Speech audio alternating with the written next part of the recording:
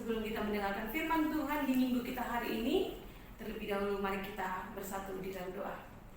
Damai sejahtera Allah yang melampaui segala akal, kiranya menerangi hati dan pikiran kamu sekalian di dalam nama Tuhan Yesus Kristus. Amin. Adik-adik pra-remaja yang terkasih dalam nama Tuhan Yesus Kristus, firman Tuhan di minggu kita hari ini tertulis di Efesus 2 ayat 21.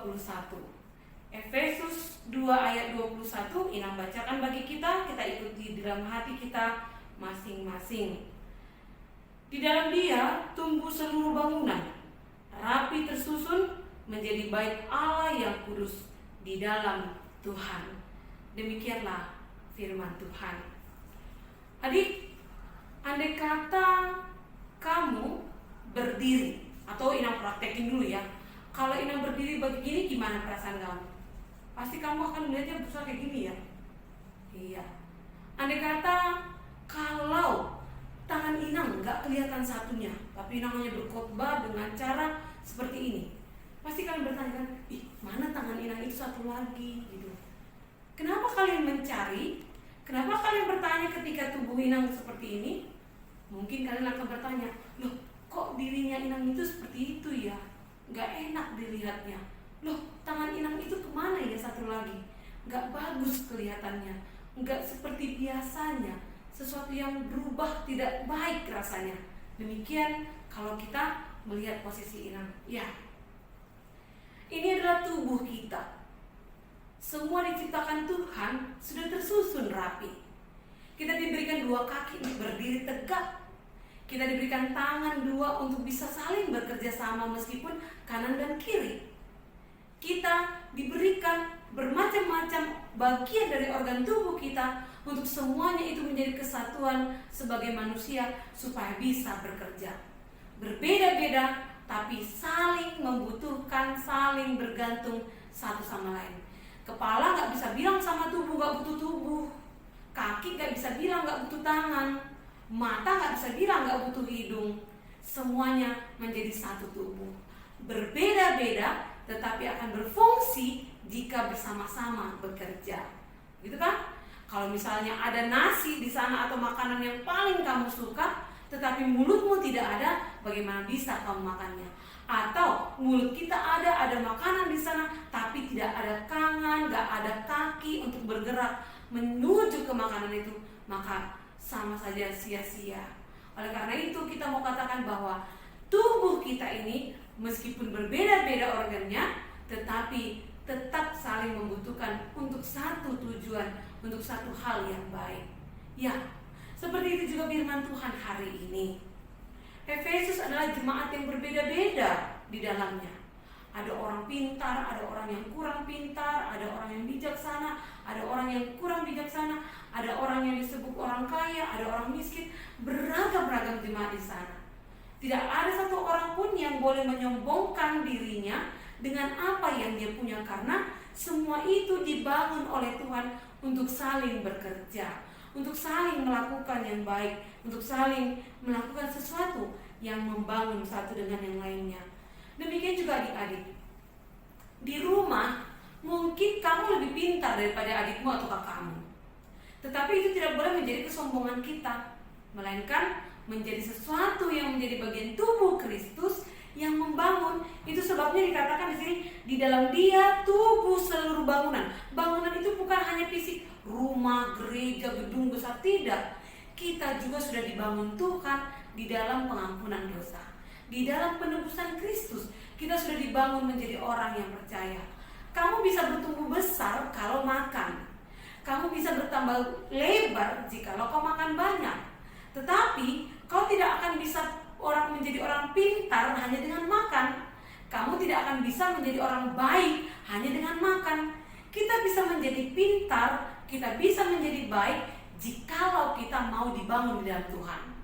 Orang yang dibangun dalam Tuhan, dalam dirinya selalu ada keinginan tahu. Dia ingin tahu apa ini, apa itu, apa yang baik, apa yang jahat. Karena firman Tuhan mengajarkan mana yang baik, mana yang tidak baik. Lalu dengan bertumbuh di dalam kita, membangun diri kita menjadi bagian dari kerajaan Allah, baik Allah. Dalam sudah curahkan Roh Kudus. Roh Kudus itu adalah Allah yang selalu menyertai kita. Dia ada dalam diri kita. Oleh karena itu, supaya tubuh kita layak menjadi tempat Tuhan berdiam, tentu adik-adik praremaja, kita harus melatih diri kita menjadi tempat yang kudus dengan berpikiran baik, berbuat baik, jauhkan kesombongan. Ingatlah bahwa kau adalah bagian yang kecil yang membutuhkan orang lain. Ingatlah kalau kau pun punya pengetahuan, punya kelebihan dari orang lain, kau juga tetap harus membutuhkan orang lain. Nah, oleh karena itu, seorang yang dibangun di dalam Tuhan, dia akan selalu rapi tersusun mengenali dirinya. Rapi tersusun artinya kau mengenali dirimu, kau mengenali kelebihanmu untuk membantu orang lain, maka orang lain akan terbantu. Kau mengenali dirimu, kita mengenali diri kita, kelemahan kita, sehingga kita membutuhkan orang lain untuk menolong kita. Untuk itu ada sebuah kisah seperti ini yang pernah baca di satu buku cerita. Ada seekor kucing yang lagi berjalan-jalan di tengah taman. Lalu di tengah taman itu dia dengar suara sesuatu yang nangis, cici nangis begitu. Nangisnya seperti itu. Rupa-rupanya dia berusaha mencari siapa sih yang nangis itu. Dia cari. Rupa-rupanya dia lihat ada seekor tikus kecil yang terjebak di dalam satu lubang. Dan dia tidak bisa naik ke atas. Kita tahu kan kalau kucing itu pintar meloncat. Nah, lalu si kucing itu bilang, kenapa kamu menangis, tikus? Iya, aku terjebak di sini, aku tidak bisa naik ke atas. Tolonglah aku, katanya memohon kepada si kucing. Lalu si kucing bilang, kalau aku bantu kau, apa yang bisa kau lakukan? Apa untungnya sama aku? Katanya. Lalu si tikus bilang, nanti suatu hari kalau kau butuh bantuanku, aku akan menolongmu. Kamu yang kecil, emang bisa bantu aku? Kayaknya gak bakalan ada deh yang bisa kau bantu untuk aku, katanya demikian. Namun meskipun berpikiran seperti itu, si kucing bilang, ya udahlah, karena aku berbelas kasihan, aku bantu kau. Dia meloncat ke dalam lubang itu, dia suruh si tikus itu naik ke punggungnya, lalu dia meloncat keluar dari lubang tadi, dan akhirnya si kucing dan si tikus itu selamat. Lalu gak beberapa hari lama kemudian, si tikus itu berjalan-jalan lagi di taman itu. Rupa-rupanya dia mendengarkan suara tangisan, dan yang menangis itu sekarang adalah kucing yang menolongnya yang kemarin. Dilihatnya, loh, kau kenapa menangis? Ditanya si tikus terhadap si kucing. Si kucing bilang, kau nggak lihat? Ini nih ulah anak-anak manusia, katanya. Rupa-rupanya adik-adik, dia terperangkap oleh jebakan yang dibuat oleh manusia. Kakinya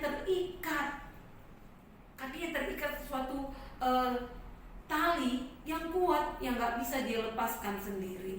Dia menangis karena kakinya sudah sakit dan terlihat ada darah karena dia berusaha selalu untuk melepaskan dirinya dari jebakan manusia itu.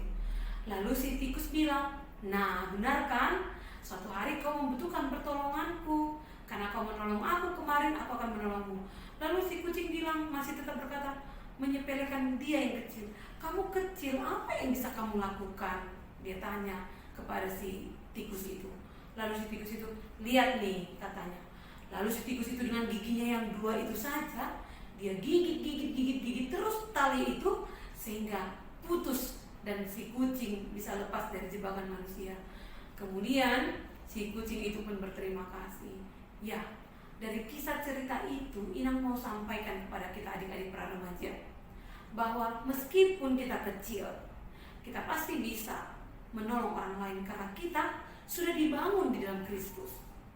Dan jikalau kita lebih hebat, jangan pernah memandang kecil orang lain. Meskipun kau memiliki sesuatu yang lebih daripada orang lain, ingatlah, kita semua dibangun di dalam Kristus Yesus. Kita semua itu adalah diselamatkan di dalam Kristus Yesus. Kita semua itu dalam penyertaan Tuhan di dalam Roh Kudus. Sehingga kamu, kita, adik-adik, teman kita atau siapapun, bahkan yang mungkin lebih kecil, yang lebih miskin, atau mungkin yang lebih kurang pintar daripada kita, ingatlah, dia juga di dalam Tuhan. Dia juga bisa dipakai Tuhan menolong kita. Maka jangan berhenti melakukan yang baik, karena untuk itulah kita dibangun Tuhan. Jadi ada para remaja semuanya, kita semuanya dipanggil bertumbuh di dalam Tuhan untuk menjadi alat Tuhan bagi sesama. Itulah firman Tuhan bagi kita, khususnya bagi adik-adik para remaja.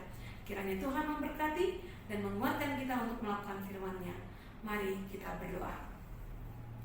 Terima kasih untuk firman yang kami dengarkan hari ini Tuhan. Sungguh benar ya Bapa, firman-Mu itu mengingatkan kami bahwa kami telah Engkau bangun di dalam darah Kristus, sehingga kami satu sama lain itu adalah bagian dari tubuh Kristus yang saling membutuhkan dan saling menolong.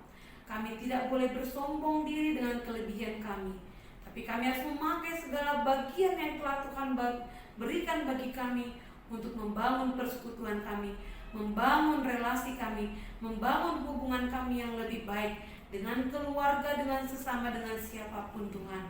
Maka pakailah kami Tuhan menjadi tempat-Mu untuk berdiam, gereja yang hidup, yang melayani di tengah-tengah keluarga sesama kami dimanapun kami berada. Tuhan, Engkau yang menjauhkan setiap pertengkaran antara kami, tetapi Engkau memberikan damai sejahtera itu yang tetap membangun kami. Oleh karena itu Tuhan, ajari anak-anak ini Tuhan, semua adik-adik pra remaja untuk bisa dengar-dengaran kepada Tuhan, melakukan kehendak Tuhan, menaati perintah Tuhan dengan melihat dan menaati apa yang oleh orang tuanya aturkan, sehingga nanti kelak mereka berdiri menjadi seorang yang dewasa di dalam iman, yang hidup di dalam iman, yang semua apa yang dia lakukan dan mengatakan semuanya menunjukkan bahwa di dalamnya Kristus telah berdiam dan membangun hidupnya. Terima kasih Tuhan juga untuk setiap orang tua, biarlah Tuhan yang memberkati. Demikian juga para guru-guru pra remaja yang terus bersedia melayani anak-anak Tuhan. Biarlah mereka Tuhan berikan yang terbaik, biarlah mereka Tuhan berikan kemampuan dan kepintaran untuk kedepannya terus membangun anak-anak pra remaja menjadi anak-anak Tuhan yang mencintai Engkau Tuhan, yang telah bertumbuh dan dibangun di dalam Kristus. Ampuni kami atas segala dosa kami, agar kami layak Tuhan menjadi hamba-Mu. Dan jagalah kami Tuhan kesehatan kami, terlebih di masa-masa pandemi ini. Biarlah Tuhan kami melihat dengan setia Engkau menjawab doa kami untuk mengakhiri masa pandemik yang sedang berjalan, yang kami hadapi saat ini. Terima kasih Tuhan, hanya di dalam nama-Mu yang kudus kami mengucapkan terima kasih dan syukur kami kepadamu. Amin.